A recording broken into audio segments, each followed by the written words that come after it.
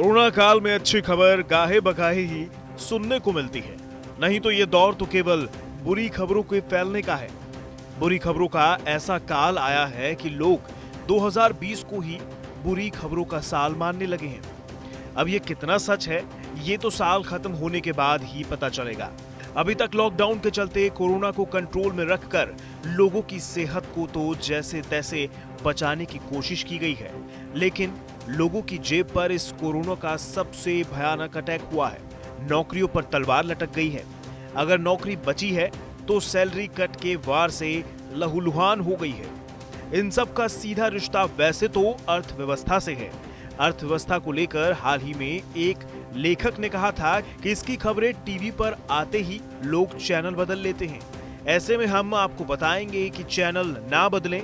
अर्थव्यवस्था को लेकर आगे जो भी अनुमान लगाए जाते हैं उनका सीधा रिश्ता आपकी नौकरी से है और सीधा आपके कारोबार से है। अगर नौकरी बची है तो इंक्रीमेंट या सैलरी कट से भी अर्थव्यवस्था का सीधा ताल्लुक है। ऐसे में समझिए इस अर्थव्यवस्था की चाल को।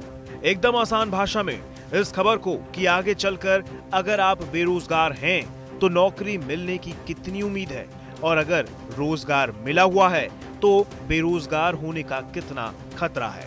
अभी तक देश की अर्थव्यवस्था से जुड़े कई अनुमान जाहिर किए गए हैं, लेकिन ये सभी अनुमान देश विदेश की जानी मानी रिसर्च और रेटिंग एजेंसियों ने लगाए थे।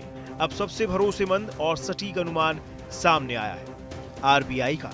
इससे आपको आसानी से समझ आ सकता है कि आने वाले दिनों में आपका कारोबार और रोजगार किस तरह की मुश्किलों का सामना कर सकता है। इस अनुमान से साफ जाहिर हो रहा है कि कोरोना संक्रमण के पहले से ही जो अर्थव्यवस्था खपत में कमी का सामना कर रही थी, उसमें कोविड-19 के बाद निवेशकों और ग्राहकों का भरोसा कमजोर हो गया है। आरबीआई के सर्वे के मुताबिक कंज्यूमर कॉन्फिडेंस में बड़ी गिरावट का आलम नजर आ रहा है।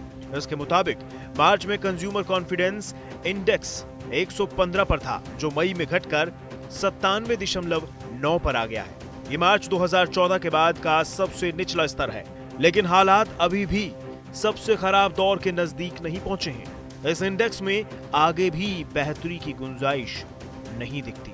फ्यूचर सर्वे में ये 85.6 से घटकर 63.7 पर लुढ़कता हुआ दिखाई दे रहा है।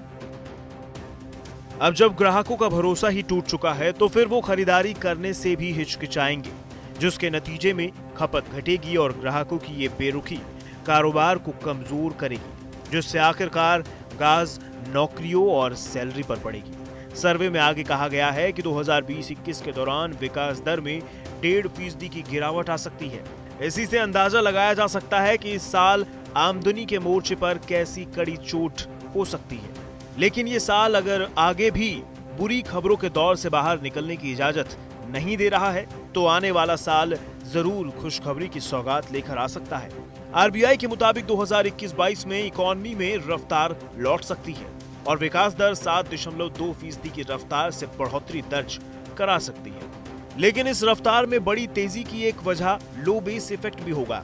खैर, जो भी हो, अगले साल से अर्थव्यवस्था पटरी पर आएगी तो नौकरियों के नए मौके मिलेंगे और सैलरी कट की जगह इंक्रीमेंट का इंतजार खत्म होगा।